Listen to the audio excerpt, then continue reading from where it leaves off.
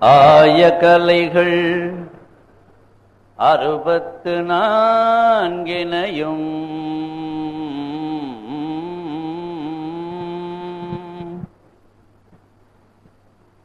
ஏய உணர்விக்கும் என் அம்மை தூய உருப்பளிங்கு போல்வாள் எம் உள்ளத்தின் உள்ளே இருப்பள் இங்கு வாராது இட எல்லா பொருளும் இதன்பால் உளைதன்பால் இல்லாத எப்பொருளும் இல்லையால் சொல்லால் பரந்த பாவால் என் பயன் வள்ளுவனார் சுரந்தபா வையத்துணை. திரளாக வருகை புரிந்திருக்கும் ஈரோடு மாநகரின் அறிவார்ந்த சகோதர சகோதரிகளே, உங்கள் அனைவருக்கும் அடியனுடைய பணிவான வணக்கத்தையும் இனிமையான காலை வாழ்த்துக்களையும் தெரிவித்து என்னுடைய எளிய பணியை தொடர்கிறேன். இந்த 1 மணி நேரத்துக்கு வாருங்கள் வளம் பெறுவோம் என்ற இந்த தலைப்பின் ஒரு சில செய்திகளை நாம் பகிர்ந்து கொள்ள இருக்கிறோம். தேநீர் இடைவேளைக்கு பிறகு உள்ள நிகழ்வில் மீதி உள்ள செய்திகளை நாம் பகிர்ந்து கொள்ள இருக்கிறோம். என் அருமை சகோதரர் நம்முடைய பயிற்சி வகுப்பில் வந்திருந்தார்கள். ஒரு 3-4 ஆண்டுகளுக்கு முன்னால் இந்த பெருந்துறை பக்கத்தில் அவர்களுடைய பண்ணை இருக்கிறது. பல சோதனைகளுக்கு ஆட்பட்டு சோர்ந்து ரொம்ப நொந்து போய் அப்படி வந்தாங்க. நிறைய நோய் அப்படி.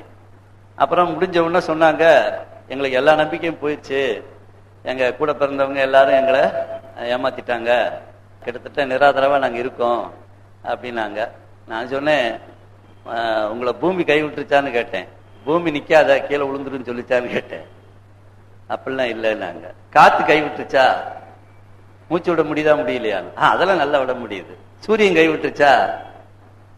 எம்ஜிஆர் அழகா பாடினாரு, மண் குடிசை வாசல் என்றால் தென்றல் வர மறுத்திடுமா, மாலை நிலா எழை என்றால் வெளிச்சம் தர வெறுத்திடுமா, உனக்காக ஒன்று எனக்காக ஒன்று ஒருபோதும் தெய்வம் கொடுத்ததில்லை என்று பாடினார்.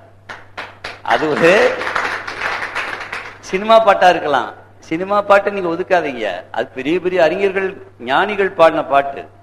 சினிமா பாட்டு எழுதுறதுன்றது சாதாரண வேலை இல்லை.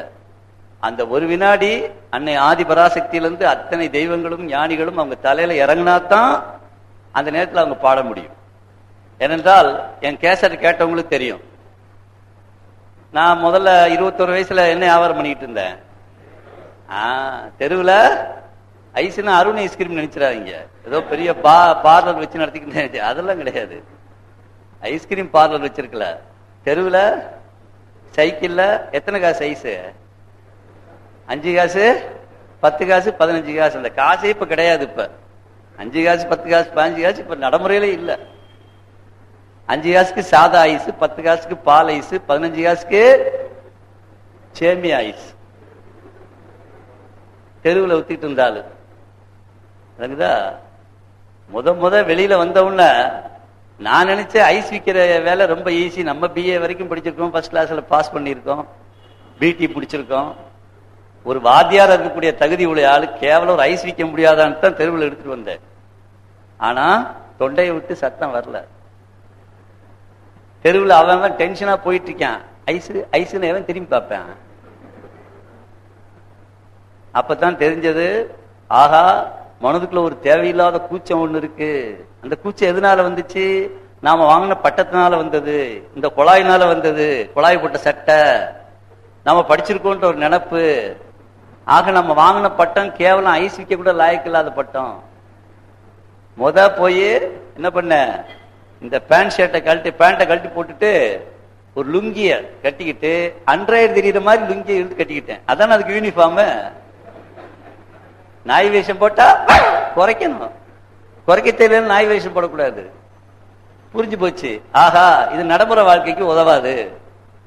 அப்புறம்தான் என்னடா செய்யறது, இருந்த காசையும் இப்படி ஐஸ் பெட்டியா வாங்கி நிரப்பிட்டோம். அதுக்கு அவரு அந்த முதலாளி சொல்லி விட்டாரு, தம்பி கரையிறதுக்குள்ள வித்தேனா 6 ரூபா கிடைக்கும், ஆனா கரைய ஒரு முதல் போயிருந்தாரு. ஒருவேளை சோத்துக்கு அல்லாடிட்டு இருக்கோம். அந்த 25 ரூபாய் நான் படாத படம் வெட்டி கொண்டு வந்து ஐஸ் வாங்கியிருக்கேன், பொட்டியை நிரப்பியிருக்கேன். அது கரைஞ்சு ஓடிக்கிட்டு இருக்கு. அப்பதான் ஆத்திரம் வந்துச்சு எனக்கு கடவுள் மேல. உடனே எதுனாலும் அவரைத்தான் கூட்டி திட்டுறது. அட பாவி, இப்படி தேரை இழுத்து தெருவில் விட்டேடா, பாருங்க வாரு, வாழ முடியாம பொட்டி இழுத்துக்கிட்டு தெரு இத்தனாலும் சும்மா வேலை தேடி கடை ஏறிக்கிட்டு இருந்தேன். இப்ப ஒரு போன மாதிரி இந்த பெட்டி தேரை தெரு தெருவா எடுத்துக்கிட்டு தெரியுறேன். தொண்டையில இருந்து சத்தம் வர மாட்டேது. 2 கிராமத்தை அங்க பேசிட்டு போனாங்க.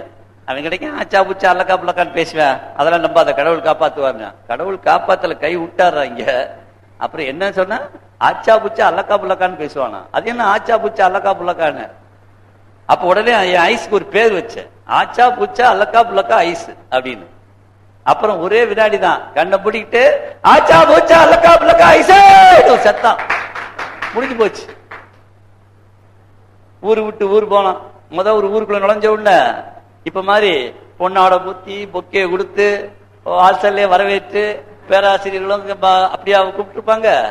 நுழைஞ்சவன எது முதல்ல வரவேற்கான்? நாய். மற்ற விஷயத்துல எல்லாம் மற்ற நேரத்துல எல்லாம் அவங்க ஒருத்தருக்கு ஒருத்தர் ஒரு தெருவுக்குள்ள இன்னொரு நாய் நுழைய முடியாது, வள்ளுவள்ளுட்டோம். ஆனா நம்மள மாதிரி ஒரு பொது எதிரி மாட்டிட்டான்னு வச்சுக்குவோம், அந்த தெரு நாய் இந்த தெரு நாய் எல்லா நாயும் ஒண்ணு சேர்ந்துக்கும். அந்நேரம் நாய்க்கு அப்படி ஒரு கெட்ட குணம். அதனாலதான் தெருவில் அலையுது. அப்படி கெட்ட விஷயத்துக்கு ஒண்ணு சேர்ந்துக்கும், நல்ல விஷயத்துக்கு பகிர்ந்து உண்டு சாப்பிடுவோம். சரி என் வயிறு நிறுத்தி நீ சாப்பிடு. அதனாலதான் பகிர்ந்து சாப்பிட்டதுக்கு காக்கையை சொல்றாங்க எல்லா ஞானிகளும். காகம் கலந்துண்ண கண்டீர், காக்கை கரவா கரைந்து உண்ணும் என்பார் திருவள்ளுவர் பெருந்தகை.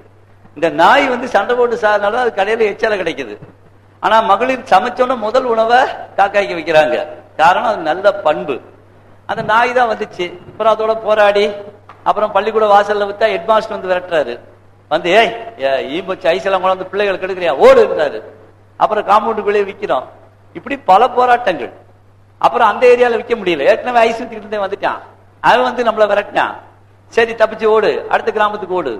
ஆனால் கிராமம் விட்டு கிராமம் போகும்போது கூட என்ன பாட்டு பாடிட்டு போவேன் சொல்லுங்க?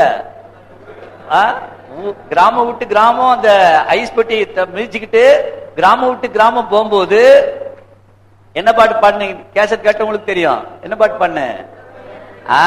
உலகம் பிறந்தது எனக்காக, ஓடும் நதிகளும் எனக்காக, மலர்கள் மலர்வது எனக்காக, அன்னை மடியை விரித்தாள் எனக்காக. உலகம் பிறந்தது எனக்காக, ஓடும் நதிகளும் எனக்காக. என்னுடைய மனம் என்ற சாப்ட்வேர்ல நான் பண்ண ப்ரோக்ராம் உலகம் பிறந்தது எனக்காக, ஓடும் நதியெல்லாம் எனக்காக. 21 வயசுல தெருவில் 5 காசு 10 காசு ஐஸ் வித்துக்கிட்டு என் மனதில் அதை சாப்ட்வேர்ல லோட் பண்ணேன். 42 வயசு உலகத்துல 3 தடவை சுத்திட்டு வந்தேன் உலகத்தை. அது பேர் தான் மனம். நல்லா புரிஞ்சுக்கணும். அருமையா சொன்னாங்க, என்ன எண்ணம் நீங்க நினைக்கிறீங்களோ அதுதான் பின்னால் உங்களுக்கு நடைமுறைக்கு வாழ்க்கைக்கு வருகிறது. அதுதான் திருவள்ளுவர் பிறந்தை சொன்னார், வெள்ளத்தனைய மலர் நீட்டம் மாந்திரதம் உள்ளத்தனையது உயரும். அதே சினிமா பட்ட கவியரசு கண்ணதாசன் தான் எழுதினாரு. அப்ப படிக்கும் போது அப்ப நான் பாடும் போது அந்த பாட்டுல இவ்வளவு அர்த்தம் இருக்குன்னு எனக்கு தெரியாது. ஏதோ பாடுறாங்கட்டு அந்த வரையும் எல்லா பாட்டும் மனப்பாடம், அதுல இந்த பாட்டு மனப்பாடம் பாடிக்கிட்டே தெரியும். ஆனால் பின்னால அதே சினிமா பாட்டுக்கு ஒவ்வொரு ஸ்டான்ஸாவுக்கும் ஒவ்வொரு அர்த்தம் வந்துச்சு. அனுபவம் வளர வளர, அறிவு வளர வளர, வயசு ஆக ஆக, பல்வேறு படிநிலைகளை நம்ம பக்குவத்தை எய்த எய்த வேறு வேறு அர்த்தம் வருது. ஒரு கட்டத்துல தியானம் பண்ணும் போது பரநாதம்னு ஒரு நாதம் கேட்கும் காதுல. திருமூலர் சொல்றாரு 10 வித நாதம் கேட்கும். வளைக இது யானை, வார்குழல் தும்பி, வளை, பேரிகை, யாழ் என்று மணி ஓசை கேட்கும், கடல் ஓசை கேட்கும், யானை பிளிரல் ஓசை கேட்கும், மணிகடல் யானை, வார்குழல் மேகம், அணிவண்டு தும்பி, வளை, பேரிகை, யாழ். தனிந்தெழு நாதங்கள் தாமிவை பத்தும் பணிந்தவர்கன்றி பார்க்க ஒண்ணாதே. இறைவனை பணிந்து அந்த நெட்வொர்க்கை யார் பிடிக்கிறாங்களோ அவர்களுக்கு 10 நாதம் கேட்கும் என்று திருமூல தெய்வம் சொல்லுகிறார். அதான் சந்திரன்ல போய் கால் எடுத்து வச்சுட்டு நீல் ஆம்ஸ்டாங்கும் காலின்ஸும் பேசுறாங்க கீழே இருந்து, வாட் யூ ஃபீல், என்ன அனுபவம்னு. நாசால இருக்கவங்களுக்கு நம்ம ஞான நூல்கள்லாம் தெரியாது, திருக்குறள் தெரியாது, திருமந்திரம் தெரியாது, திருக்குறள் தெரியும். இப்பதான் வச்சிருக்கானுங்க எல்லாத்தையும் கட்டுக்கட்டா கொண்டு போய் நம்ம ஆளுகளையும் கொண்டு போய் அதை அர்த்தம் சொல்ல சொல்லிட்டு இருக்கானுங்க. அவங்களுக்கு நம்முடைய பெருமை தெரியாது. அதனால வானத்துல இப்படி ஒரு நாதம் இருக்கிறது, வானத்துல இப்படி ஒரு சவுண்ட் இருக்கிறது. பைபிள்ல இயேசுநாதர் சொன்னார், முதல் வசனமே அதுதான். ஆதியிலே ஒரு வார்த்தை இருந்தது, அது தேவனிடத்தில் இருந்தது, அதுவே தேவனாய் இருந்தது. ஓ மென்னாரு அவர், ஓ மென்னாரு. இன்னைக்கு அமெரிக்கால, ஆஸ்திரேலியால, இங்கிலாந்துல போனா சர்ச்சில் ஓ மென்றுவான். இந்தியாவுக்கு வந்து மட்டும் ஆ மென்றுவான். ஏன் ஓமென்னா அது இன்னொரு ரிலிஜனோட சவுண்டா இருக்கு. நம்ம வியாபாரம் வேற, அவன் வியாபாரம் வேற, நம்ம கடை வேற, அவன் கடை வேற அப்படின்ட்டு மாத்திட்டாங்க. ஆனா அவர் சொன்னது ஓமென் தான். அப்ப எல்லா ஞானிகளும் அப்படி ஒரு நாதம் இருக்கிறது என்பதை தன்னுடைய பாடல்களிலும் அதில் சொல்லி வச்சாங்க. அது தெரியாது நாசாவுக்கு. அதனால நீல் ஆம்ஸ்ட்ராங் கேட்கிறாங்க, வேற என்ன அனுபவம்னு. அவன் சொன்னா, இந்த நிலால வந்து காற்றே கிடையாது, சவுண்டுக்கு எந்த வாய்ப்பும் கிடையாது, சத்தத்துக்கே வாய்ப்பு இல்லாத இந்த பயங்கரமான அமைதியான சூழ்நிலையில இங்க காது ஜவ்வு வந்து போற மாதிரி ஒரு சவுண்டு கேட்குது, எந்த சவுண்டுன்னு எங்களுக்கு தெரியல அப்படின்னா. என்னடா அங்க ஒரு சவுண்டு கேட்குதுன்றாங்க, இது என்ன சவுண்டு அப்படின்னு அவனால கண்டுபிடிக்க முடியல. அப்புறம் கடைசியில என்ன பண்ணா, அந்த சவுண்டுக்கு என்ன பேர் வைக்கிறதுன்னு பார்த்தான். அப்புறம் என்ன பேர் வச்சானா, சவுண்ட் ஆஃப் தி சைலன்ஸ் பேர் வச்சான். சவுண்ட் ஆஃப் தி சைலன்ஸ், அமைதியின் ஒலி. தெரியாது. ஆனா நம்ம திருமந்திரத்தை படிச்சான்னு வச்சுங்க, 3000 வருஷத்துக்கு முன்னால் எழுதப்பட்ட திருமந்திரத்தை, அதுல இப்படி 10 நாதம் வானத்துல இருக்குடா, எந்த நாதம் கேட்குதோ அந்த நாதத்திற்குரிய தெய்வம் உனக்கு வழி செய்கிறது.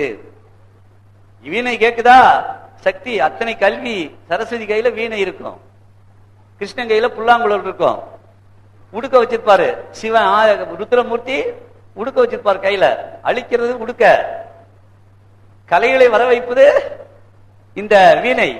அப்ப 10 வித நாதம் கேட்கும் என்று சொல்லியிருக்கிறார். இதெல்லாம் பின்னாடி ஒரு 45-46 வயசுக்கு பிறகு இதை பற்றி எல்லாம் தெரிய ஆரம்பிச்சிருச்சு. அப்புறம் அந்த பாட்டை கேட்கிறேன், அடுத்த ஸ்டேன்ஸா அர்த்தமே மாறி போச்சு. அடுத்த ஸ்டேன்ஸ் என்ன பண்றாரு, காற்றில் மிதக்கும் ஒலிகளிலே, கடலில் தவழும் அலைகளிலே, இறைவன் இருப்பதை நான் அறிவேன், என்னை அவனே தான் அறிவான். இறைவன் இருப்பதை நான் அறிவேன், என்னை அவனே தான் அறிவான். சும்மா வரல அந்த ஆளுக்கு பொண்ணும் புகழும் பொருளும் பதவியும். அவன் அப்பயே நெட்வொர்க் வாங்கியிருக்கான், வாங்கிட்டா முடிஞ்சு போச்சு. Very simple thing. அதைத்தான் நான் பயிற்சி வகுப்புலையும் சொல்றேன், இது மாதிரி கூட்டங்களையும் சொல்றேன். 2 நெட்வொர்க். எத்தனை நெட்வொர்க்? என்ன பேச மாட்டீங்க? 2 நெட்வொர்க். யாரு உலகத்துல சொல்லியிருக்க மாட்டாங்க இது வரைக்கும். நான் தான் முதல் சொல்றேன். முதல் நெட்வொர்க் இம்மைக்கு, இந்த உலகத்தில் நீங்கள் வேண்டியதை அனுபவிக்க வேண்டும் என்றால் முதல் நெட்வொர்க் வரணும். நெட்வொர்க்னா நமக்கு தகவல் அமைப்பு, நம்முடைய இயற்கையோட இணையணும். அந்த நெட்வொர்க்கு பேரு நெட்வொர்க் வித் த நேச்சர். சொல்லுங்க, இயற்கையுடன் இணக்கம். தமிழ்ல சொன்னா இயற்கையுடன் இணக்கம். நல்லா புரிஞ்சுக்குங்க. இயற்கையுடன் இணக்கம் என்றால் வானத்தில் இருக்கக்கூடிய 27 வகையான நட்சத்திரங்கள், நம்மை ஒவ்வொரு ஹார்ட், லங்ஸ் என்று ஒவ்வொரு உறுப்புகளையும் இயக்கக்கூடிய 9 கிரகங்கள், சூரியன், நம்முடைய இதயத்துக்கும் நம்முடைய ஒளிக்கும், உயிர் ஒளிக்கும் காரணமான சூரியன், இந்த அறிவுக்கு காரணமான சந்திரன், மதி என்றால் அறிவு, மதி என்றால் சந்திரன், அத்தனை நம்முடைய வாழ்க்கைக்கு தேவையான மூலகங்களை, ரா மெட்டீரியல்ஸ் என்று சொல்லக்கூடிய மூலப்பொருட்களை வைத்திருக்கும் இந்த பூமி, இந்த காற்று, பஞ்சபூதங்கள், இதோட இணக்கமாகணும். இதை அன்பு காட்டணும். அந்த இயற்கையுடன் இணக்கம் என்பது முதல் வெற்றி. இரண்டாவது வெற்றி இறைவனுடன் இணக்கம், நெட்வொர்க் வித் த காட். அது லேசில கிடைக்காது. இந்த இவ்வளவு பெரிய கூட்டத்திலே ஒரே ஒரு ஆளுக்கு நெட்வொர்க் வித் த காட் கிடைச்சது. ஐயா அவர்கள் கொஞ்சம் எந்திரிக்கணும், சும்மா காட்டுங்க. இவங்க தான் நெட்வொர்க் வித் த காட பிடிச்சவங்க, பிடிச்சுங்க. ஆனா அந்த ரகசியத்தை பின்னாடி கவர்னர் முழக்கத்துல பாருங்க, சொல்லுவேன் எப்படி நெட்வொர்க் வித் த காட். சாதாரணமா கிடைக்காது. அது ஒரு பெரிய விஷயம், அது பிறப்பை அறுக்கும் விஷயம். சுனாமி போன்ற கடல் கோள்களும் வருங்காலத்துல பயமுறுத்த இருக்கிறது. இன்னொரு 5-6 வருஷத்துல பல விஷயங்கள் பயமுறுத்த இருக்கிறது. அந்த நேரங்களில் ஹவ் டு எஸ்கேப், யார் காப்பாற்றப்படுவார்கள், யாருக்கு இந்த சிக்கல் இருக்கிறது. அதுதான் இந்த கரண்ட் முழக்கத்தோட நான் எழுதியிருக்கேன். அழகா வள்ளலார் சொல்றாரு, வாழ்ந்த கடல் உலகறிய மரணம் உண்டே அந்தோ அப்படின்றாரு. கடல் இந்த உலகத்தை அரித்து ஒரு மரணத்தை, பெரிய மரணத்தை ஏற்படுத்துமே, நீங்கள் எப்படி சும்மா இருக்கீங்க ஏன் இப்படி அறம்பிறந்து நடக்கிறீர்கள்? இந்த ஏன்னா ஹோல் வேர்ல்டுக்கு கடவுள் செலக்ட் பண்ணி வச்சிருக்கதா வேணாமான்னு முடிவு பண்ற இடம் தமிழகம் தான். நல்லா ஏன் வச்சுங்க, தமிழகத்தை லேசா நினைச்சிடாதீங்க. அதனாலதான் கவனகர் முழக்கம் இதழ் என்பது பாருங்க, கான்ட்ராக்டா 10 வருஷம் தான் நடத்துவேன்னு சொல்லியிருக்கேன். 2002 தொடங்கினேன். இப்ப 2005 3 வருஷம் முடிஞ்சு போச்சு. 2012 முடிஞ்சிருவேன். 2012 வரைக்கும் நடத்த முடிஞ்சிருச்சுன்னா அப்புறம் உலகத்துக்கு பல ஆயிரம் ஆண்டுகளுக்கு பிரச்சனை கிடையாதுன்னு அர்த்தம். அப்படி இல்லைன்னா 2012 மேல முழக்கம் இருக்காது, அப்புறம் வேற எதுவும் இருக்காது, அவ்வளவுதான். எதுக்கு சொல்றேன்னு கேட்டீங்கன்னா, அதுக்கு தலைப்பே உண்மைக்கு உயிர் கொடுப்போம் என்று பெயர் வச்சேன். உங்களுக்கு எப்போது இந்த நாடு ஞானத்தை இழக்கிறதோ, ஞானம் என்று ஒன்று இருப்பதை மறக்கிறதோ, எப்போது ஞானவான்களை இழக்கிறதோ அப்போது கடவுள் இங்கதான். அதனாலதான் நாயன்மார்கள் கடவுளுக்கு பேர் வச்சாங்க. 2 வரி சொன்னாங்க. தென்னாடுடைய எந்நாட்டவர்க்கும் எல்லா நாட்டுக்கும் அவன் பேர் இறைவன். கர்த்தர்னு சொல்லுவான், சில பேர் அல்லான்னு சொல்லுவான், சில பேர் ஏக்கோவான்றான். ஆளுக்கு ஒரு பேர் வச்சிருப்பாங்க. எந்நாட்டவர்க்கும் இறைவன் அவரு. ஆனா அவனுக்குன்னு ஒரு நாடு உண்டு. முதல்ல லேண்டான இடம். இந்த பூமியில் மனித உயிர்களை புதுப்பித்து உயிர்ப்பித்து, இந்த பூமி உனக்குத்தான் சர்வ சுதந்திரமா அளிக்கப்பட்டிருக்கிறது, மற்ற எந்த உயிரினத்துக்கும் இந்த உரிமைகளை நாம் வழங்கவில்லை. மாடா எத்தனை ஆயிரம் ஆண்டுகள் வாழ்ந்தாலும், எத்தனை கோடிக்கணக்கான ஆண்டுகள் வாழ்ந்தாலும் புல்ல திங்கும் வைக்கல திங்கும், விதிச்சபடி வாழும், விதிச்சபடி போய் சேர்ந்துரும். பட்டுப்பூச்சியா எத்தனை ஆயிரம் ஆண்டுகள் பட்டுப்பூச்சி என்ற ஒரு பூச்சி வாழ்ந்தாலும் முசு முசுக்கை தான் திங்கும், வேற எதையும் திங்க தெரியாது. எத்தனை ஆயிரம் ஆண்டுகள் மற்ற உயிரினங்கள் வாழ்ந்தாலும் அது ஒரு நாளும், பூனை ஒரு நாளும் சொல்லாது, அவ்வளவுதான். Only sound, raw material.